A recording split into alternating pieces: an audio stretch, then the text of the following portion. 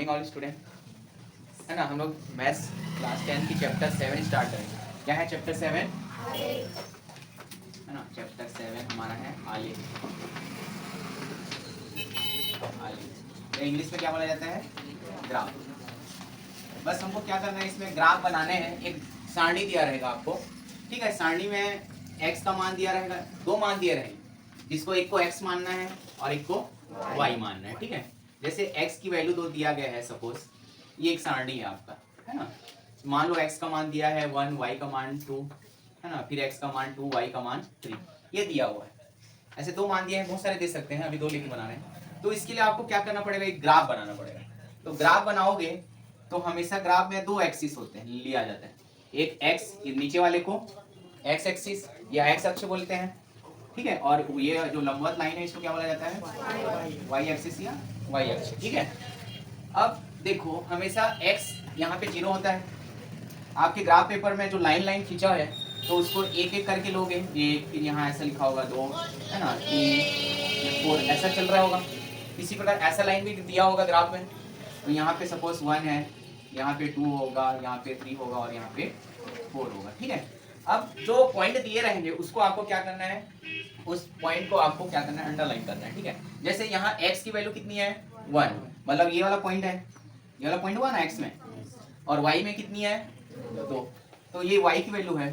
तो इसको मिलाते हुए एक सीधी लाइन जो भी जा रही है, और यहाँ से मिलाते हुए सीधी लाइन सपोज, ठीक है। तो जहाँ पे एक दूसरे को क्या करेंगे, काटेंगे, एक दूसरे को इंटरसेक्ट करेंगे, उस पॉइंट को आपको क्या करना है, हाईलाइट करना है। उस पॉइंट को बस लेना है, इसको नहीं लेना है, मैं आपको समझाने के लिए बता दे रहा हूँ। ये लाइन को आपको नहीं लेना है, ठीक है। समझ में आया? पॉइंट को कैसे हाईलाइट करोगे, पॉइंट कैसे निकालोगे? x 1 है और y 2 है, तो कैसे निकालो? x से 1 देखोगे, 1 से ऊपर की ओर जाओगे, और y में कौन सा नंबर है? 2 है, 2 से राइट साइड, जहाँ पे पॉइंट मिलेगा उसको थोड़ा हाईलाइट कर लेना, ठीक है। ऐसी ये समझ में आया? एक बिंदु बना लेना। दूसरा वैल्यू देखना, x 2 है, y 3 है, मतलब ये 2 है, ये ऊपर जाएगा और ये 3 कहाँ मिलेंगे लगभग, है ना। ग्राफ में अच्छे से पता चल जाएगा, है ना। तो यहाँ मिल रहा है, ये पॉइंट आपका हाईलाइट हो गया। और भी वैल्यू दिया रहेगा तो और ऐसे ही बनाते जाना। जैसे मान लो यहाँ पे 4 दिया है, यहाँ पे 7 दिया हुआ है, चलो अभी 5 ले लेता हूँ, ये बड़ा बन जाएगा। यहाँ पे कितना है? 5 है सपोज, ठीक है भाई। तो 4 और 5 में देखोगे, तो 4 5 में देखोगे तो ये लाइन को सीधी ग्राफ में तो दिया होगा, और ये 5 लाइन को मिलाओगे, जहाँ पे इंटरसेक्ट करेगा उसको पॉइंट को हाईलाइट कर लेना है। फिर इन बिंदुओं को मिलाती हुई एक लाइन खींचना है, इन बिंदुओं को मिलाती हुई एक सीधी लाइन खींचना है, ठीक है। इसके अकॉर्डिंग, बिंदुओं के अकॉर्डिंग लाइन सीधी बन रही है, टेढ़ी मेढ़ी भी बन सकती है, जरूरी नहीं है कि हमेशा क्या बने, सीधी बने, टेढ़ा मेढ़ा भी बन सकता है। तो ये जब लाइन सीधी बनती है तो उस लाइन को क्या बोला जाता है? सरल रेखा। क्या बोला जाता है? सरल रेखा, ठीक है। और लाइन टेढ़ी मेढ़ी रहे तो टेढ़ी मेढ़ी रेखा ही बोला जाता है, जिग जैग बोला जाता है उसको, ठीक है। हिंदी में टेढ़ी मेढ़ी बोल सकते हो। टेढ़ी मेढ़ी कैसे रहेगा, सपोज, है ना, इधर बता दे रहा हूँ। जैसे यहाँ एक पॉइंट है, फिर इधर एक पॉइंट है, फिर इधर एक पॉइंट, तो जैसे हम लाइन को मिला रहे हैं तो ये जा रहे इधर, फिर इधर, इसको स्केल से ये स्ट्रेट ही खींचना है, तो जा रहे हैं ना। फिर मान लो यहाँ पॉइंट है हमारा, तो ये टेढ़ी मेढ़ी लाइन है क्या, है कि नहीं है? और ये कौन सी लाइन है? सीधी। तो लाइन को भी आपको देख के बोलना है कि ये कौन सी रेखा है बोलने से, और ये कौन सी लाइन है बोलने से, टेढ़ी मेढ़ी लाइन, ठीक है। और एक होता है इसमें कर्व्ड लाइन, जैसे यहाँ एक पॉइंट है, उसके बाद यहाँ एक पॉइंट है, यहाँ एक पॉइंट है, इनको मिलाती हुई लाइन खींचोगे तो ऐसा भी जाएगा। तो ये कौन सा लाइन होगा? वक्र लाइन बोलते हैं ना हिंदी में, वक्र रेखा बोलना है। किस क्या बोलना है इसको? वक्र रेखा, है ना, ये कर्व्ड लाइन इंग्लिश में, ठीक है। वक्र रेखा, वक्र टाइप का, है ना। तो ये तीनों रेखाएं समझ में आया? सरल रेखा बन रहा है, या टेढ़ी मेढ़ी बन रहा है, या, है ना, वक्र को कर्व भी बोला जाता है, ठीक है। उसके बाद ये पॉइंट को आपको हाईलाइट करना है। यहाँ से समझ में आ गया क्या क्या करना है? लाइन समझ में आ गया कैसे बनेगा, तो कौन सी लाइन क्या है। उसके बाद देखो ये पॉइंट के जो निर्देशांक है आपको लिखना पड़ता है। हमेशा x वाले को इस फॉर्म में लिखा जाता है, ब्रैकेट में, स्मॉल ब्रैकेट में x y फॉर्म में लिखा जाता है, इस बिंदु के निर्देशांक। ये जो बिंदु है किसका किसका है? 1 और 2 का, बीच में कॉमा देके 1 और 2 ऐसे लिखना है, तभी ग्राफ सही माना जाएगा। ये किसका लिए पॉइंट है? 2 और 3 के। हमेशा x वाले को पहले लिखना है और y वाले को, है ना। फिर ये किसके लिए पॉइंट है? 4 और 5 के लिए। यहाँ हो गया, ये सब समझ में आया? उसके बाद एक और इम्पोर्टेंट है, जब तक ये नहीं लिखोगे फिर मार्क्स नहीं मिलेगा। यहाँ तक तो कर लिए, उसके बाद आपको ग्राफ के ऊपर में ही पैमाना करके लिखना है। तो मैं यहाँ लिख दे रहा हूँ, उधर जगह नहीं, मतलब ये ग्राफ है तो ग्राफ के ऊपर में आपको क्या लिखना है? पैमाना करके। वो पैमाना लिखना जरूरी है, नहीं तो सब गलत है, पैमाना आपको लिखना पड़ेगा। तो आपने देखो x अक्ष पर, है ना, एक्स अक्ष पर 1 सेंटीमीटर बराबर आपने कितना माना है उसको लिखना पड़ता है। ठीक है, तो जैसे क्वेश्चन हम पढ़ेंगे और आगे समझ में आएगा। मान लो ये जो दिया हुआ है ये x और मतलब 1 2 और 4 जो दिया हुआ है x की वैल्यू वो किस में दिया हुआ है, सेंटीमीटर में दिया हुआ है। किस में दिया हुआ है, सेंटीमीटर। मतलब ये आपका दिनों की संख्या मान लो, ये क्या है, दिनों की संख्या मान लो। ठीक है, लिखने के लिए बता रहा हूँ, क्वेश्चन में और समझ में आएगा। और y वाला टर्म जो है इसमें मान लो है ना दिनों की संख्या और ये मजदूरों की संख्या मान लो। मतलब पहले दिन में कितने मजदूर थे, सपोज 2, दूसरे दिन में और चौथे दिन में 5। ये मजदूरों की संख्या है, ये मजदूरों की संख्या। तो आपको x साइड में लिखना पड़ेगा यहाँ पे, ये क्या है, x हमारा क्या है, दिनों की संख्या। तो यहाँ पे दिनों की संख्या करके इसको आपको एरो भी लगाना दिखाना है। बस दिनों की संख्या लिखने से काम ही चलेगा क्योंकि एरो का बॉन्ड आगे भी जा सकता है। उसी प्रकार y एक्सिस क्या है आपका, तो यहाँ पे ऐसे थोड़ा टेढ़ा करके लिखना है ना, मजदूरों की संख्या, मजदूरों की संख्या, ये लिख लिया यहाँ तक। उसके बाद पैमाना कैसे लिखोगे, x अक्ष पर, ये तो सेंटीमीटर में ही रहेगा हमेशा ग्राफ, जो भी लाइन खींचोगे। तो 1 सेंटीमीटर बराबर आपने कितना लिया, 1 सेंटीमीटर बराबर आपने कितना लिया, 1 दिन ले रहे हो ना। इसमें बीच में कितना कितना डिफरेंस है, इन दोनों के बीच डिफरेंस कितना है, अंतर 1 है ना, इन दोनों के बीच, इन दोनों के बीच, इन दोनों के बीच। तो 1 सेंटीमीटर बराबर 1 ही हो रहा है ना, 1 सेंटीमीटर होता है। तो 1 सेंटीमीटर बराबर हमने कितना लिया, 1 दिन लिया ना, ये दिन है ना, ये सेंटीमीटर थोड़ी है, ये क्या है, दिनों की संख्या। तो पैमाना में लिखना पड़ेगा कि आपने x अक्ष पर 1 सेंटीमीटर को आपने क्या माना है, 1 दिन माना है। तो 1 सेंटीमीटर बराबर 1 दिन, तभी तो ये करेक्ट होगा। दूसरा y अक्ष पर आपने क्या माना है, y अक्ष पर एक, ये भी तो सेंटीमीटर में जा रहा है ना, एक दो, इनमें कितने का डिफरेंस है, जो डिफरेंस होता है उतना लेना रहता है ये। ठीक है, 1 सेंटीमीटर बराबर क्या लिखोगे, 1 सेंटीमीटर बराबर 1 मजदूरों की संख्या। क्या है, मजदूर की संख्या या मजदूरों की संख्या। तो ये यहाँ तक करेक्ट लिखना पड़ेगा, है ना। क्वेश्चन के पहले मैं आपको बता रहा हूँ, क्वेश्चन करोगे समझ में फिर आएगा सब धीरे धीरे। कुछ डाउट किसी को, तमन्ना, बन जाएगा। पहले ग्राफ में x एक्सिस y एक्सिस लेंगे, है ना, पैमाना लिखना जरूरी है। फिर ये पॉइंट को क्या करेंगे, हाईलाइट करेंगे। फिर इन बिंदुओं से मिलाती हुई लाइन खींचना है। लाइन अलग अलग हो सकता है, सीधी रेखा भी हो सकती है, टेढ़ी मेढ़ी भी हो सकता है, और कर्व लाइन या वक्र लाइन भी हो सकता है। उसके बाद जो दिया रहेगा x की वैल्यू दिनों की संख्या करके भी लिखना है, और y की जो दिया रहेगा मजदूरों की संख्या लिखनी है। उसके बाद पैमाना, पैमाना नहीं लिखोगे तो मार्क्स नहीं मिलेगा। ठीक है, ये पैमाना दिक्कत होता है बस। तो 1 सेंटीमीटर बराबर हमारा क्या दिया हुआ है, x में दिन, तो 1 सेंटीमीटर बराबर, और y एक्सिस में भी तो ये सेंटीमीटर ही है ना। 1 सेंटीमीटर क्या माने हमने, 1 मजदूर की संख्या। तो इतना सब लिखोगे तो आपका ग्राफ जो होगा क्या होगा, कंप्लीट होगा। आया समझ में। अब चलो एक्सरसाइज देखते हैं। ठीक है, तो पहला क्वेश्चन दिया गया है, दो दिया गया है, ग्राफ बनाया गया है, दो, सबके पास है बुक, दो ग्राफ बनाया हुआ है ना। तो आलेख में एक को ए माना गया है और एक को, सबके पास है ना ये दो, इधर एक ग्राफ बना हुआ है और इधर एक ग्राफ बना हुआ है, जिसको ए माना गया है, एक को बी। तो पहला क्वेश्चन पूछ रहा है, आलेख ए से क्या निष्कर्ष निकाले जा सकते हैं।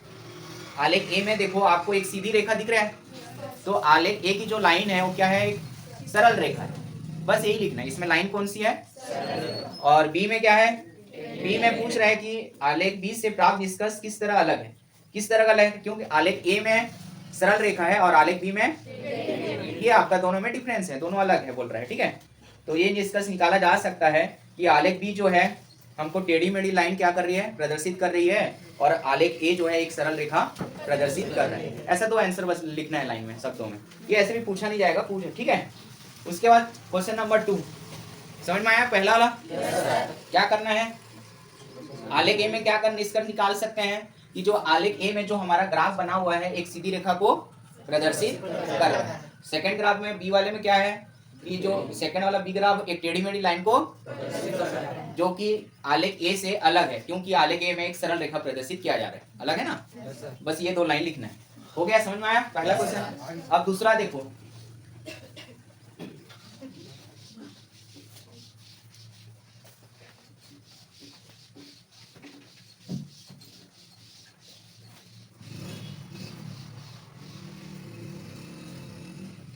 तो सीधा एक व्यक्ति ने अपनी गाड़ी में 5 लीटर पेट्रोल है ना भरवाया।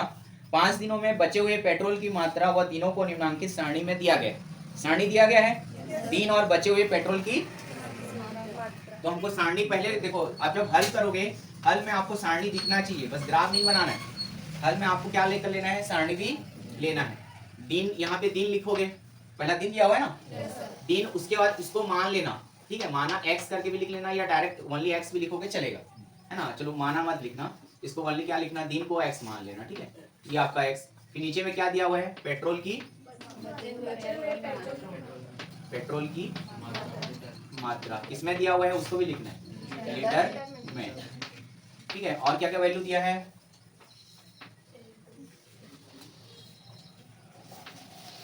ठीक है, कॉलम दिया हुआ है। पहला क्या दिया हुआ है, 1 4 और 2 3 और 3 2 और 4 1 और 5 0, ठीक है। इसके लिए हमको क्या बनाना है, आलेख। तो आलेख बनाने के लिए पहले सारणी लिखना है, उसके बाद सारणी तो क्वेश्चन में दिया हुआ है ना, तो अब यहाँ पे लिखना है दिन व बचे हुए पेट्रोल की मात्रा लिखो या पेट्रोल की मात्रा लिखो, वही है, वो उसको लिख, उतना जरूरी नहीं है ना, बचे हुए पेट्रोल लिखना।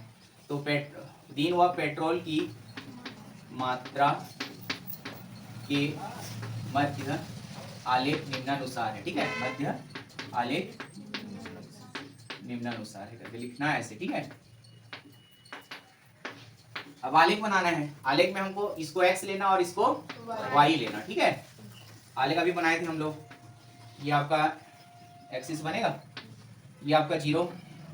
देखो x में कितने एक्सिस लेना पड़ेगा, ये तो कंटिन्यू दिया हुआ है तो 1 सेंटीमीटर को एक ही मानना पड़ेगा। यदि बड़ी बड़ी संख्या होती है तो उसको अलग अलग डिफरेंस माना जाता है, ताकि देखो ग्राफ ऐसा तो नहीं कि मान लो एक यहाँ 1 दिया है, दूसरा मान लो 25 दिया है, तीसरा 75 दिया हुआ है, तो 1 से लेकर 75 लिखते जाओगे क्या, उसके लिए पैमाना माना जाता है। लेकिन ये कंडीशन में देखो, ये तो सीरियल वाइज दिया हुआ है, तो हम कंटिन्यू इसको क्या कर सकते हैं, लिख सकते हैं। मतलब 1 सेंटीमीटर बराबर हम एक दिन मान सकते हैं, समझ में आया। इसको और थोड़ा दूर में लेता हूँ, ठीक है। ये 1 2 3 4 और 5। वाई में देखो पैमाना क्या मान सकते हैं, ये भी तो सीरीज वाइज जा रहा है, इसको भी एक ही मान सकते हैं, है ना। तो ये हो जाएगा आपका 1 मान लो, यहाँ ये मान लो 2, यहाँ पे 3, यहाँ पे 4 और यहाँ पे 5। ये आपका y, ये आपका x। x में क्या है, दिन, तो यहाँ पे दिन भी करके लिखना है, दिन डैश करके जो दिया रहेगा क्वेश्चन में। और y में क्या है, पेट्रोल की, ऐसे टेढ़ा करके लिखना, ठीक है। मैं ऐसे लिख रहा हूँ अभी, पेट्रोल की मात्रा, और एरो का निशान ऐसे लगाओगे, ठीक है। इस तरह पढ़ रहा है ना। अब पॉइंट को हाईलाइट करो, x कितना है 1 और y कितना है 4, ये बढ़ते हुए जाएगा, सीधी रेखा में लेना है ना, ये और ये पॉइंट मिला है ना, पॉइंट को मैं हाईलाइट कर दिया ऐसा। दूसरा क्या है 2 और 3, ये समझ में आ रहा है कैसे लिया जा रहा है, यस सर। 2 और 3 मतलब ये 2 जाएगा इधर, कहाँ तक जाएगा, और ये 3 आपस में कहाँ मिल रहे हैं, उसको हाईलाइट करना है। उसके बाद 3 और 2, 3 कौन सा है, ये वाला 3 और y का 2, तो इसको आपको क्या करना है, हाईलाइट। उसके बाद 4 और, तो ये 4 है और आपका 1 ये जाएगा ऐसा, ये हुआ। और एक दिया है 5, x 5 और y 0, तो ये पॉइंट आएगा, आएगा कि नहीं आएगा, क्योंकि y आपका 0 है और x तो 5 ही है ना। इस सबको मिलाते एक लाइन खींच दो, तो लाइन खींचोगे तो सीधी लाइन मिलेगा ना। ये आप एग्जैक्ट ग्राफ से बनाओगे तो ये कौन सी लाइन मिलेगा, सीधी मिलेगा। इसमें थोड़ा सा डिफरेंट हो जा रहा है, ठीक है। आप लोग बनाओगे, यहाँ तक समझ में आया। उसके बाद ये निर्देशांक लिखना है, ये पॉइंट किसका किसका है, 1 और 4 ये लिखना जरूरी है। ये किसका है 2 और 3, ये किसका है 3 और 2, और ये और ये, हाँ ये सब लिखना पड़ेगा। और क्या लिखना है बचा, पैमाना आपको लिखना पड़ेगा, ठीक है। पैमाना, तो पैमाना में x अक्ष पर क्या ले रहे हो, x अक्ष पर 1 सेंटीमीटर बराबर कितना ले रहे हो, 1 सेंटीमीटर बराबर 1 दिन लिया जा रहा है, ठीक है। तो ये लिख दिए। y अक्ष पर क्या लिया ले रहे हो, y अक्ष पर 1 सेंटीमीटर बराबर क्या लिया जा रहा है, 1 लीटर लिया जा रहा है, ठीक है। देखो पेट्रोल, एक पेट्रोल नहीं लिया जा रहा है, क्या लिया जा रहा है, 1 लीटर लिया जा रहा है। 1 सेंटीमीटर बराबर 1 लीटर, ठीक है। और पेट्रोल की मात्रा लीटर ऐसे नहीं लिखना है, 1 सेंटीमीटर बराबर 1 लीटर। ये समझ में आया? इसको ऐसे आप एक बॉक्स बना के भी लिख सकते हो, है ना। ये आपका आलेख कंप्लीट हुआ, तो बन जाएगा। बहुत इजी है कि नहीं है?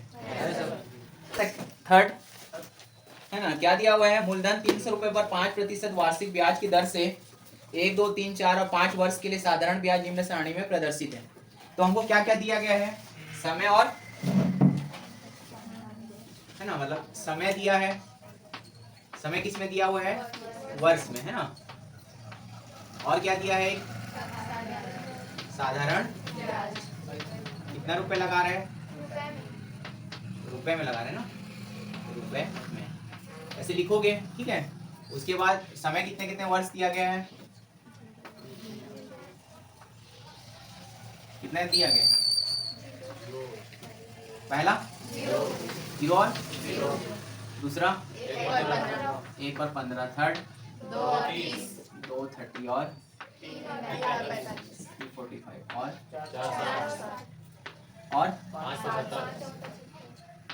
और भी दिया है 5 और 75। ये दिया हुआ है ना, समय है ना, वर्ष में दिया हुआ है, इसको x मान लेना, और साधारण ब्याज रुपए में दिया है उसको y, हल में, है ना। इसको हल में ही लिखना है ना। फिर किसके किसके ग्राफ है उसको लिख देना। अब किसके किसके बीच में हमको बनाना है आलेख? समय और साधारण ब्याज के, है ना, मध्य आलेख लिख लेना ऐसे, ठीक है। जैसे लिखोगे तभी तो मार्क्स मिलेगा। तो आलेख बना लो। अब इधर y ले लो और इधर x, है ना, ये 0 रहता है। अब यहाँ पे पैमाना हमको कैसे लेना है? देखो x में क्या लेना है, ये तो सीरियल वाइज चल रहा है, तो 1 2 3 लेना है ना। तो ये आपने 1 ले लिया, यहाँ पे, यहाँ 2 ले लिया, यहाँ 3 ले लिया, और ये 4 और ये, ठीक है। अब y में देखो 0 से क्या जा रहा है? सीधा 15 से फिर, तो इनके बीच में अंतर कितना है? तो पैमाना में 15 लिख देना है बस। अंतर सभी में 15 होना चाहिए, लेकिन इनके में अंतर कितना है? इसमें भी और इसमें भी, सब में 15 है, तो पैमाना में 15 लिख दो। देखो 10 भी लिखो, लेके बनाओगे सही है, ऐसा नहीं है कि 15 बोला है तो 15 नहीं लेना है, मैं अलग बना के बता रहा हूँ। चलो आप 0 से 10 10 लेके बनाओ, ठीक है, वो भी बनाओगे सही है, कुछ भी बनाओगे सही है इसमें। तो 10 लो कि 15? ये लोग बुक वाले हैं, बस बुक में छापने वाले हैं। 10 लेके बना रहा हूँ, ठीक है। यहाँ 10 लिया, मतलब 10 का डिफरेंस रहेगा कि कितने कितने का अंतर। 10 कर लिया तो 10 10 के बाद कितना आता है? उसके बाद इसके बाद कहाँ तक कवर हो जाएगा पूरा लाइन? तब तक लेना है, 50 आएगा, और थोड़ा बढ़ाना पड़ेगा इसको ये लाइन को मिटा दे रहा हूँ, ठीक है। 10 20 भी लेके बना सकते हो, ठीक है। ये वाले कंडीशन को कितना लेके? तो 15, उसके बाद कितना आ जाएगा?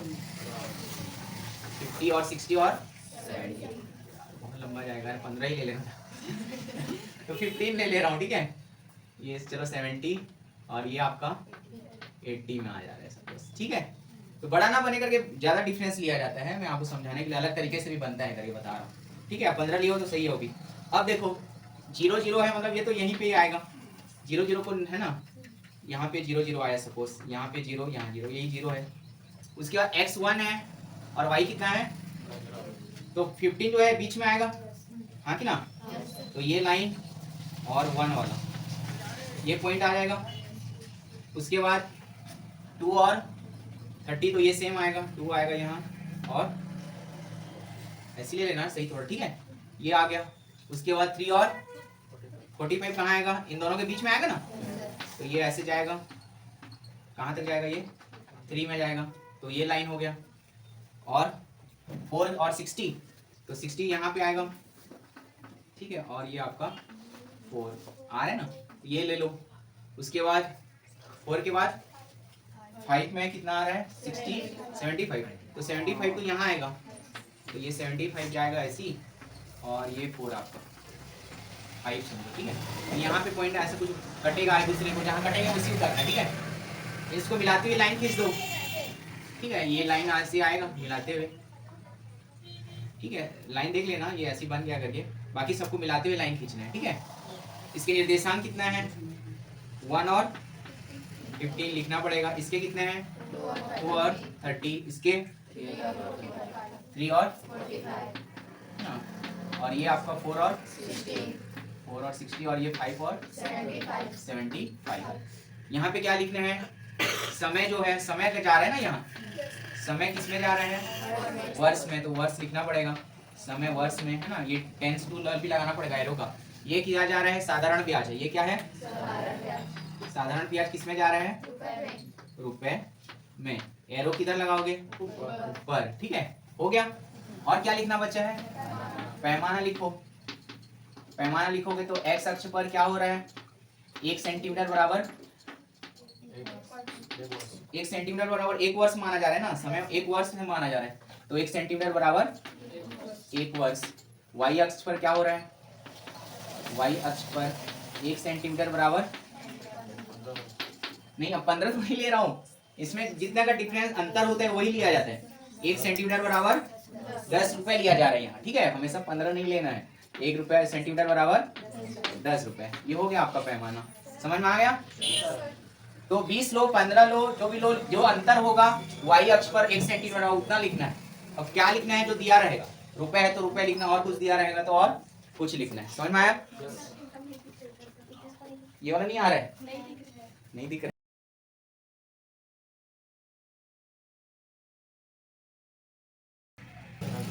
क्वेश्चन नंबर 4 देखो, इसमें सारणी दिया है, सारणी बनाना पड़ेगा, ये इंपॉर्टेंट है। ठीक है, इसमें क्या करना पड़ेगा? सारणी भी बनाना है और ग्राफ भी बनाना है।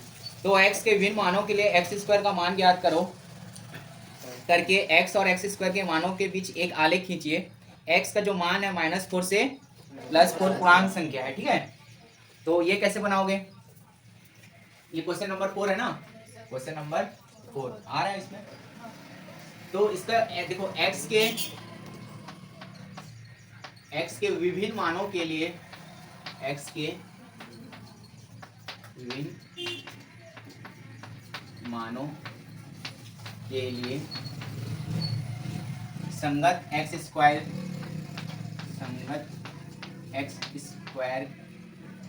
के मान के लिए सारणी, ठीक है, के लिए सारणी लिखना पड़ेगा ऐसे, के लिए सारणी। ये चीज समझ में आया? x के विभिन्न मानों के लिए दिया गया है ना, x के विभिन्न मानों के लिए एक्स स्क्वायर का मान हमको क्या करना है? निकालना है। उसके बाद हमको आलेख बनाना है। तो x के विभिन्न मानों के लिए संगत ये मत लिखना, x के विभिन्न मानों के संगत एक्स स्क्वायर है ना, मान के लिए सारणी लिखना। ठीक है, तो सारणी लिखोगे क्या क्या बनेगा? सारणी बनाओगे तो सारणी यहाँ बना दे रहे हैं। पहला कि क्या आएगा? x आएगा, दूसरा y, एक्स स्क्वायर आएगा। ठीक है, क्योंकि x को एक्स स्क्वायर में लाने बोला है ना क्वेश्चन, लेकिन इस एक्स स्क्वायर को आप y मान सकते हो। ठीक है, पहला टर्म दिया है, कहां से कहां तक बोला है? -4 से, है ना, ये छोटा छोटा बना के लिख रहा हूँ। ठीक है, तो ये पूर्णांक संख्या बोला है। ठीक है, तो -4 से लेके +4 तक बोला है, तो कौन कौन सी संख्या आएंगे? -4 आएगा, -3, -2, -1, 0, फिर 1, 2, 3 और 4 आएगा। तो ये पूरा निकालना पड़ेगा। -1 हो गया, 0 हो गया, 1 हो गया, 2 हो गया, 3 हो गया और 4 ले लिए, है ना। ये थोड़ा सारणी छोटा बन गया। ठीक है, इसके लिए एक्स स्क्वायर क्या हो जाएगा? -4 का स्क्वायर कर दो, कितना होता है? क्योंकि x को एक्स स्क्वायर में कन्वर्ट करना है ना, x है, इसको किस में करना है? x का मान कितना है? -4, एक्स स्क्वायर करना है, मतलब ऐसा हो जाएगा ना। और -4 का स्क्वायर मतलब -4 × -4, इसको मल्टीप्लाई करो, कितना आएगा? माइनस। तो ये ऐसा होगा, ये कितना हो जाएगा? ये 0 का 0, 1, 4, 9 और 16। समझ में आया ये? सारणी कैसे बनाए? अब ग्राफ खींच लो, सारणी आ गया तो अब ग्राफ बनाना है उसको। तो ग्राफ के लिए फिर लिख लेना एक लाइन, x और x स्क्वायर के मध्य, है ना, अब x व x स्क्वायर के मध्य आलेख।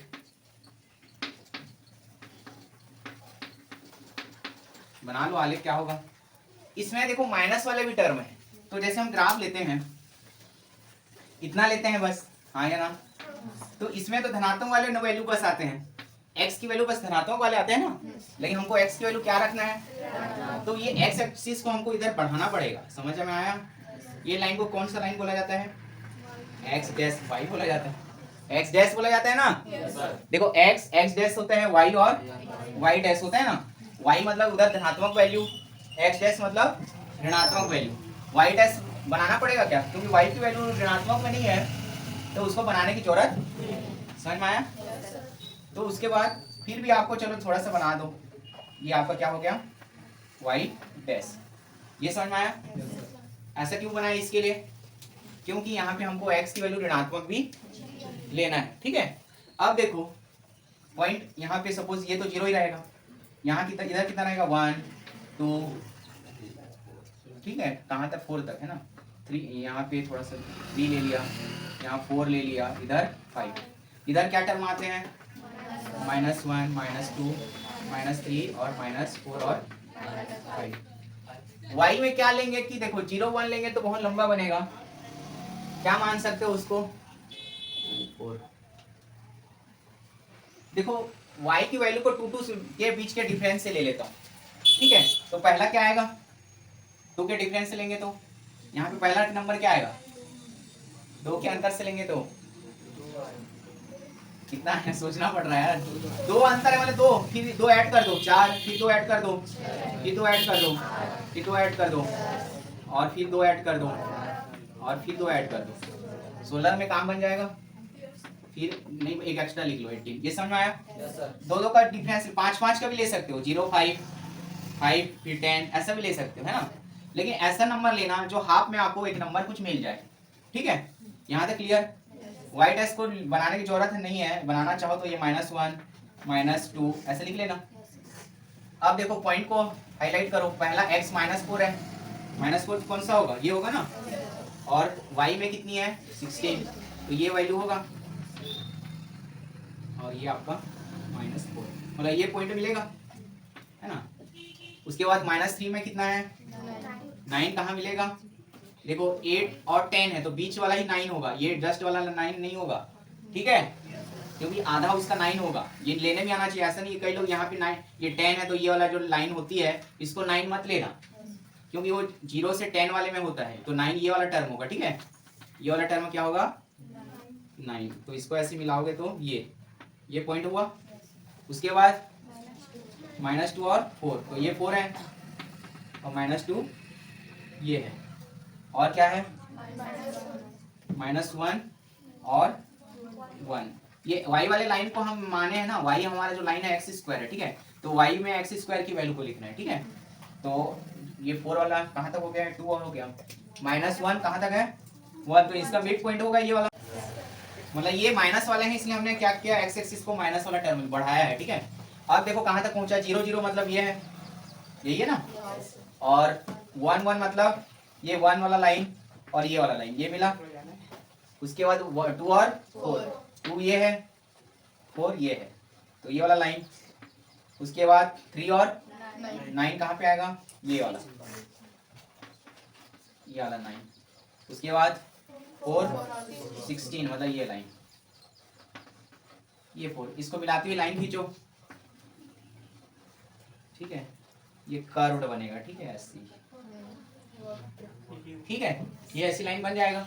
इसके सब निर्देशांक लिखना है, इसका निर्देशांक कितना है, चलो बताओ, -4 और -4 और 16, और इसकी -3 और 9, इसका इसका -1 1, और ये तो 0 0 है ना, 0 0, ये फिर 1 1, इसका 2 4, ये 3 9, और ये 4 16। ठीक है, हो गया। यही तो ग्राफ बनाना था, बस बचा है क्या, पैमाना। कैसे लिखोगे, x अक्ष पर क्या लिखोगे,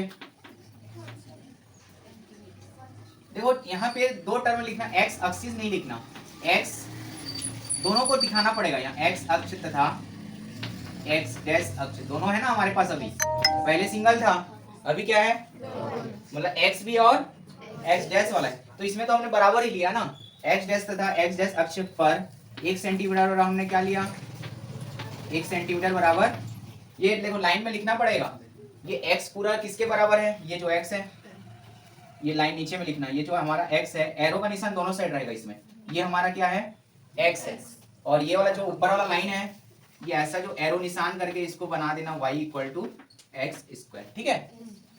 तो x अक्ष पर, दोनों अक्ष पर मतलब x और x डैश अक्ष पर 1 सेंटीमीटर कितना लिया हमने, एक ही लिया है ना, तो 1 सेंटीमीटर बराबर, ये हमारा मान किसमें दिया है, यूनिट कुछ दिया है क्या, यूनिट कुछ नहीं दिया है तो इकाई मानना, तो 1 सेंटीमीटर बराबर 1 इकाई, ठीक है। तो 1 सेंटीमीटर ये जो दिया हुआ है किसमें दिया है, देखो यूनिट नहीं दिया है तो उसकी क्या मानोगे, इकाई, तो x अक्ष तथा x डैश अक्ष पर 1 सेंटीमीटर बराबर 1 इकाई। y पर क्या हो जाएगा, y पे देखो ऊपर जो सेम ले रहे हो तो नीचे भी सेम लेना, यहाँ -1 नहीं लेना, क्या लेना सीधा -2 -4, तो यहाँ भी सेम लिख देना, y अक्ष तथा y डैश अक्ष है ना पर 1 सेंटीमीटर बराबर कितना हो जाएगा, जितने का अंतर है उसको लिख लो, कितने का अंतर है, तो बराबर कितना हो जाएगा 2 इकाई। ये आपका पैमाना भी रेडी हो गया, ठीक है, समझ में आया, ऐसे आपको बनाने हैं क्वेश्चन। और